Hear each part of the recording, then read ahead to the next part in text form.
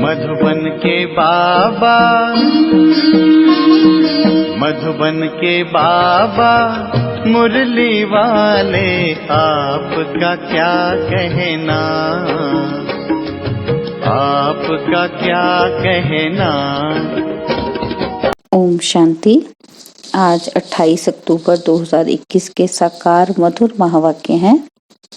आज मीठे मीठे बाप दादा बोले, मीठे बच्चे, देरी से आते हुए तेज पुरुषार्थ करो तो बहुत आगे जा सकते हो।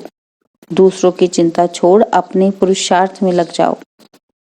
और बाबा ने आज हमसे प्रश्न पूछा है कि कौन सा कर्तव्य एक बाप का है जो कोई मनुष्य का नहीं हो सकता।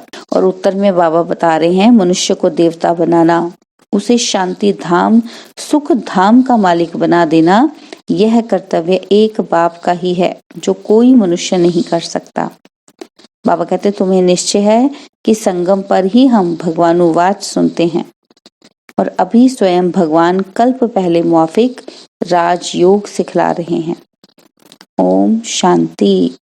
रूहानी बेहद का बाप बेहद के रूहानी बच्चों प्रति समझाते हैं। क्या समझाते हैं? कि यह एक एक अक्षर व ज्ञान रत्न लाखों रुपए का है। बाप ने समझाया है कि परमात्मा को रूप बसंत भी कहते हैं। उनका रूप भी है, नाम शिव बाबा है। वह ज्ञान का सागर है, जिस ज्ञान से सदगति होती है। बाबा कहते, ज्ञान धन भी है, ज्ञान पढ़ाई भी है। यह ज्ञान देते हैं स्पिरिचुअल फादर। आत्मा को कहा जाता है स्पिरिचुअल रूह। भक्ति मार्ग में आत्माएं कितना भटकती हैं बाप से मिलने के लिए, उनको ढूंढती हैं, समझते भी हैं कि भगवान एक शिव है, फिर भी धक्के खाते रहते हैं। बाप आकर समझाते हैं कि रूहानी बच्चों, तुम तो अविनाशी हो, परम धाम के रहने वाले हो, जहां से फिर आते हो यहाँ पाठ बजाने। बाबा कहते, तुम दूर देश के रहने वाले हो। यह ड्रामा है, इसका नाम है हार जीत का खेल, सुख दुख का खेल। बाप समझाते हैं कि हम और तुम सब शांति धाम के रहने वाले हैं। उसको निर्वाण धाम भी कहते हैं। पहले तो ये निश्चय करना है कि हम वहां के रहने वाले हैं। बाबा कहते हैं, हम आत्मा का स्वधर्म है शांत। आत्मा बिंदी में सारा अविनाशी पाठ भरा हुआ है। बाप पढ़ाते भी तुमको हैं। तुम दुनिया वाले मनुष्यों की चिंता करते हो। बाबा कहते, तुमको निश्चय है ना कि भगवानुवाच होता ही संगम पर है, फिर कब होता नहीं। कोई भी मनुष्य को देवता नहीं बना सकता, शांति धाम सुख धाम का मालिक नहीं बना सकता। कल्प पहले भी बाप ने बनाया था। अब जो प्रेसिडेंट बना है 5000 वर्ष के बाद वही बनेगा। बाबा कहते, सारी दुनिया की जो सीनरियां है ना, 5000 वर्ष के बाद रिपीट होंगी।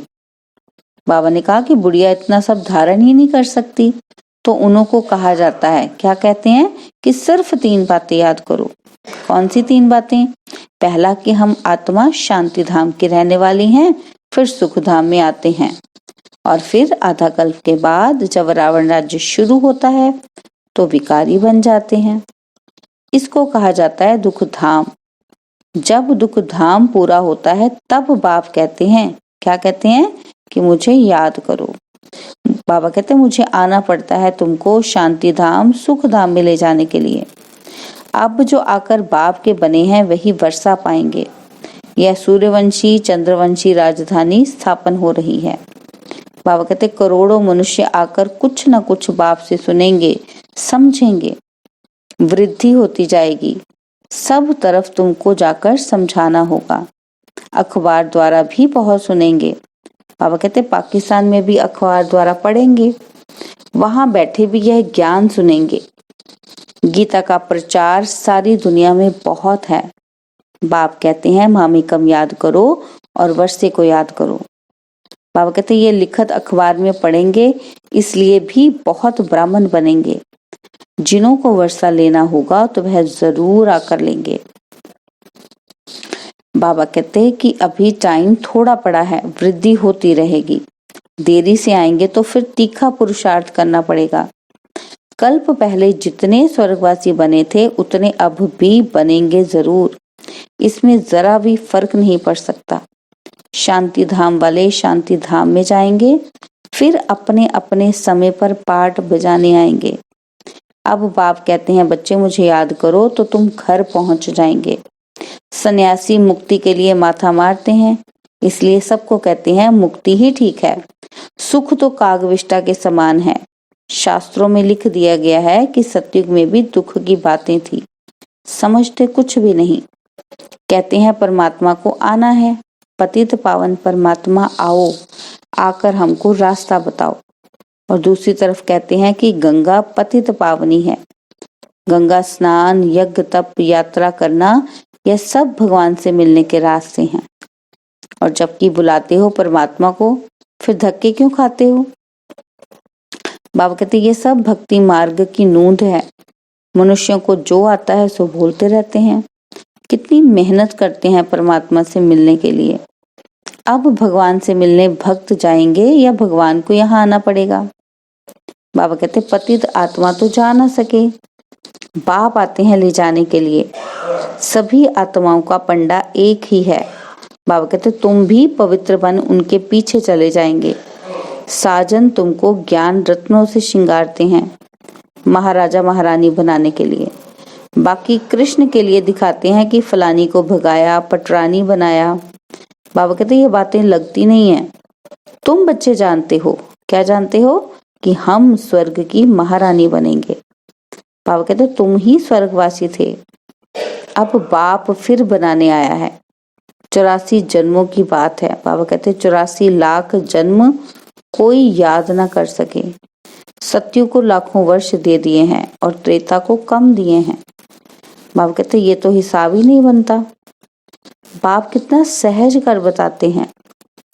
बाबा कहते सिर्फ 2 बातें याद करनी है, अल्फ और बे, तो तुम पवित्र भी बनेंगे और उड़ भी सकेंगे और ऊंच पद भी पाएंगे। बाबा कहते तो ये ओना रखना चाहिए कि कैसे भी करके बाप को याद करना है। बाबा कहते माया के तूफान भी आएंगे, परंतु हार नहीं खाना। क्रोध भी करे, परंतु तुम नहीं बोलो। सन्यासी भी कहते हैं, क्या कहते हैं? कि मुख में ताबीज डाल दो तो वह बोल बोल कर चुप हो जाएगा। और बाप भी कहते हैं कोई क्रोध से बोले तो तुम शांत होकर देखते रहो। कोई भी हालत में तुम्हें शिव बाबा को याद करना है। बाबा की याद से ही वर्षा भी याद आएगा। और तुम्हारे अतीन्द्रिय सुख का गायन है कि हम 21 जन्म के लिए स्वर्ग के परिजादे बनेंगे। बाबा कहते वहां दुख का नाम ही नहीं होगा। तुम 50-60 जन्म सुख भोगते हो। सुख का हिसाब जास्ती है। सुख दुख इक्वल हो तो फायदा ही क्या?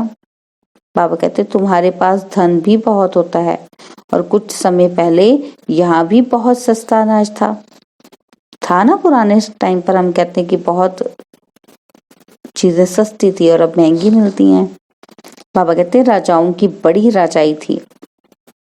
बाबा ने 10 आने मन बाजरी बेची है, तो उनसे भी आगे कितनी सस्ताई होगी।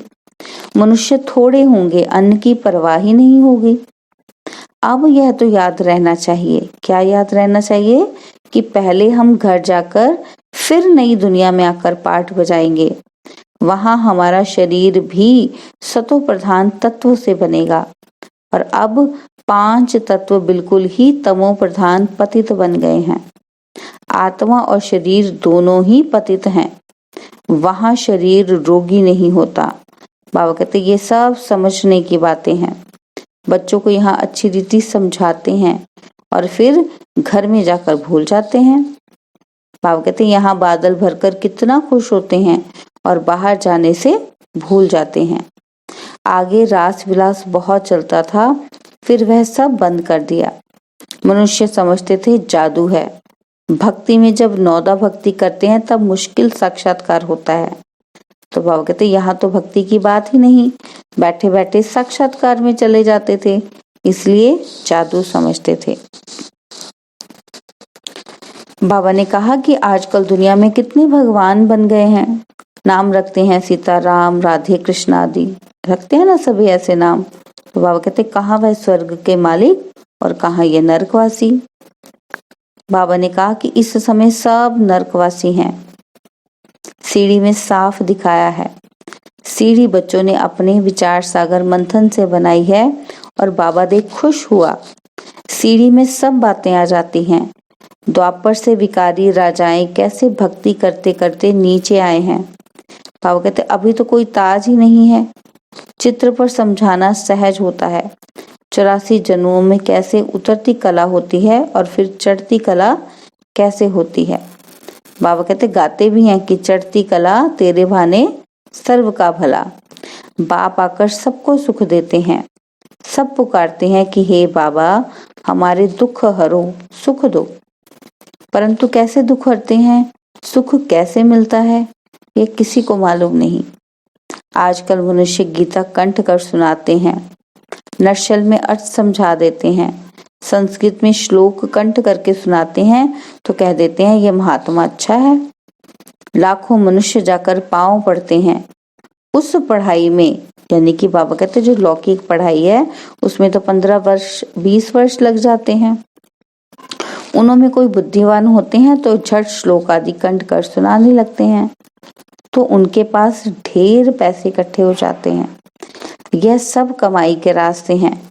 जब कोई दिवाला मारता है तो भी जाकर संन्यास धारण करता है, तो सब चिंताएं दूर हो जाती हैं।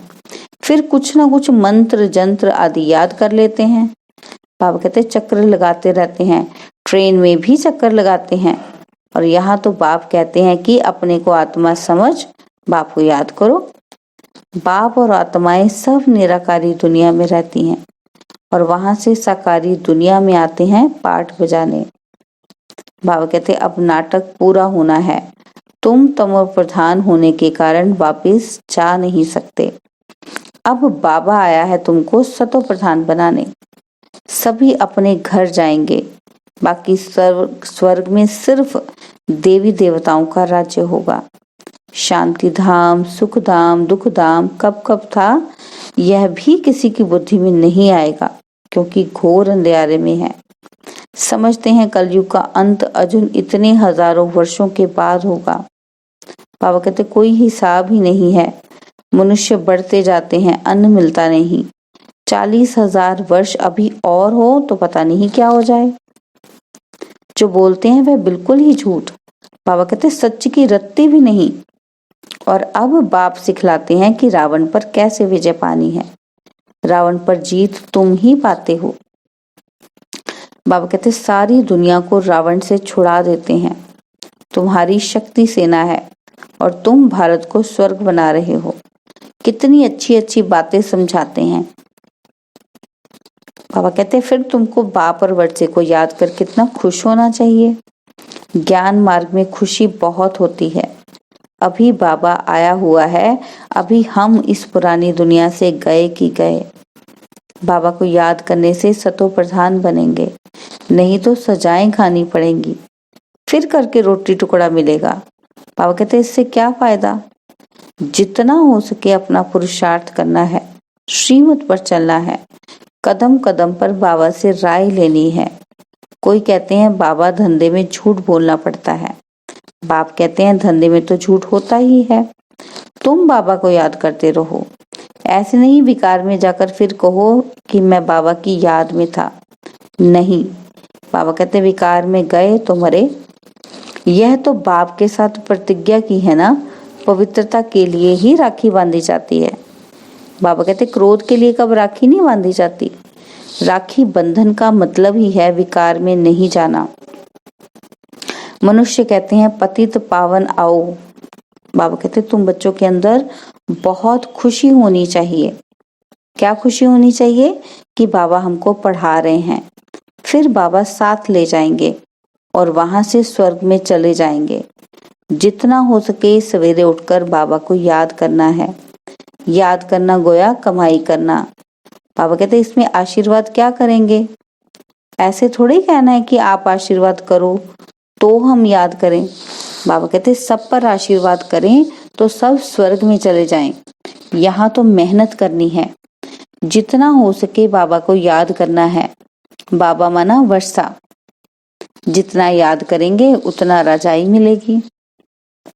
बाबा कहते याद से बहुत फायदा है, सस्ता सौदा है, ऐसा कोई सस्ता सौदा दे न सके, यह भी कोई विरला ही लेते हैं।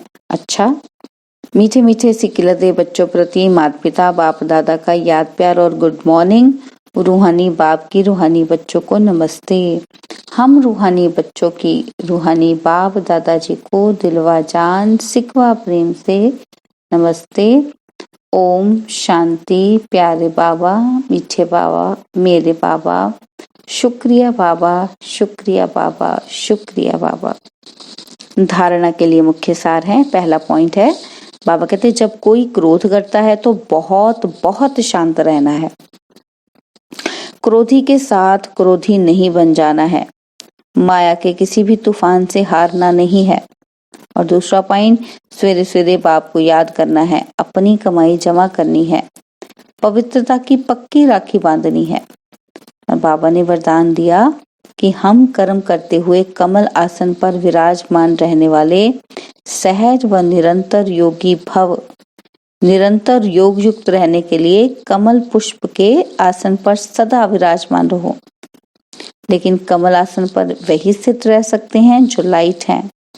बाबा कहते किसी भी प्रकार का बोझ अर्थात बंधन ना हो, मन के संकल्पों का बोझ, संस्कारों का बोझ, दुनिया के विनाशी चीजों की आकर्षण का बोझ, लौकिक संबंधियों की ममता का बोझ, यह सब बोझ खत्म हो तब कमल आसन पर विराजमान निरंतर योगी बन सकेंगे। और स्लोगन है, सहनशीलता का गुण धारण कर लो तो असत्यता का सहारा नहीं लेना पड़ेगा। स्लोगन, सहनशीलता का गुण धारण कर लो तो असत्यता का सहारा नहीं लेना पड़ेगा। ओम शांति।